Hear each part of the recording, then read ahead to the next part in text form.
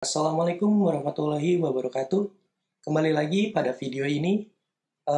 Kali ini videonya bertemakan tentang tanya jawab ya. Saat ini saya akan ditemani dengan rekan saya yaitu Tipan Reksa Pradana.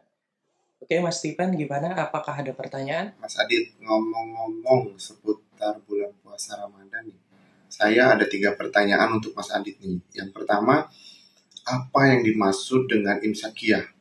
Apakah imsakiyah sudah ada pada saat zaman Rasulullah Shallallahu Alaihi Wasallam? Nah, apakah imsakiyah itu ada di zaman Rasulullah? Saya akan menjawab, imsak tidak ada pada zaman waktu Nabi Muhammad SAW. Nah, imsak itu baru ada ketika muncul mazhab Syafi'i. Nah, pada saat itu imsak adalah lampu kuning nih buat tanda seorang harus bersiap-siap untuk berhenti makan. Namun apabila seseorang terbangun ketika waktu imsak, maka masih bisa menikmati makanan sampai terdengarnya azan. Nah, ketika sudah azan subuh, maka aktivitas makan dan minum harus dihentikan. Dan mulut harus segera dibersihkan untuk memastikan tidak ada sisa makanan yang melekat dapat membatalkan puasa. Nah, sedangkan secara tuntunan nabawi, konsep insaf itu dianggap sudah ada sejak zaman Nabi. Malahan, meskipun tidak disebutkan langsung atau menggunakan istilah khusus. Nah, adapun Anas bin Malik bertanya, seperti beberapa jeda waktu antara azan dengan sahur, kira-kira rentan waktu membaca 50 ayat. Jawab Zaid bin Sabit, ini jeda waktu antara dengan 50 ayat itu sama dengan makan sahur dengan azan, membuktikan bahwa imsak itu ada, namun lebih dipahami secara praktisnya. Saya mau balik nanya nih Mas Tipan nih. Dari pertanyaan saya, apa saja nih amalan utama di bulan Ramadan? Wede, Mas Adit malah balik nanya nih.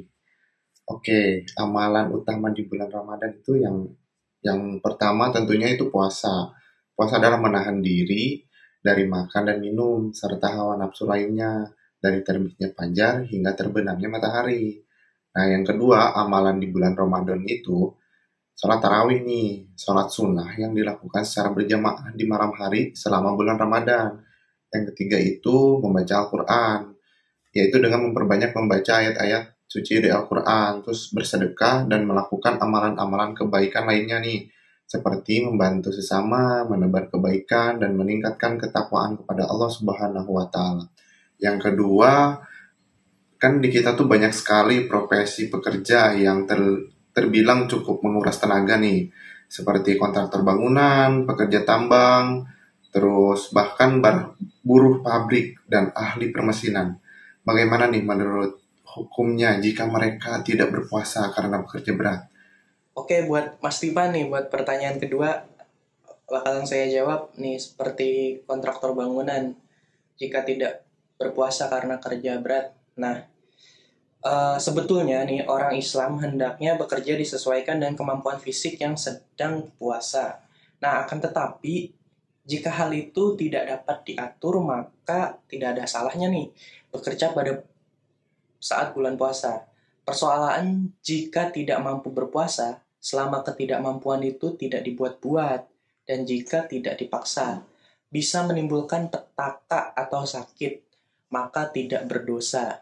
Nah, Allah melarang umat manusia mencelakakan dirinya sendiri, sebagaimana yang difirmankan pada surat Al-Baqarah ayat 195, yang artinya, dan janganlah kamu mencampakkan dirimu ke dalam kebinasaan. Nah, bagi yang orang nggak sanggup berpuasa kecuali dengan kesukaran yang sangat berat, seperti orang yang sangat tua atau yang sakit-sakitan, tidak ada harapan sembuh, atau wanita yang sedang hamil nih, atau yang sedang menyusui juga. Nah, Islam memberikan keringanan untuk tidak berpuasa dan menggantinya dengan cara memberi makan kepada orang fakir miskin nih setiap hari puasa yang ditinggalkannya sebesar 1 mud atau 0,5 kilogram. Ini yang kedua, siapa saja yang wajib berpuasa di bulan Ramadan? Nah, untuk pertanyaan keduanya, siapa aja sih yang wajib berpuasa di bulan Ramadan? Ya, tentunya orang Islam yang sudah balik ya. Yang kedua adalah berakal sehat. Percuma dong kalau orang Islam tidak berakal sehat.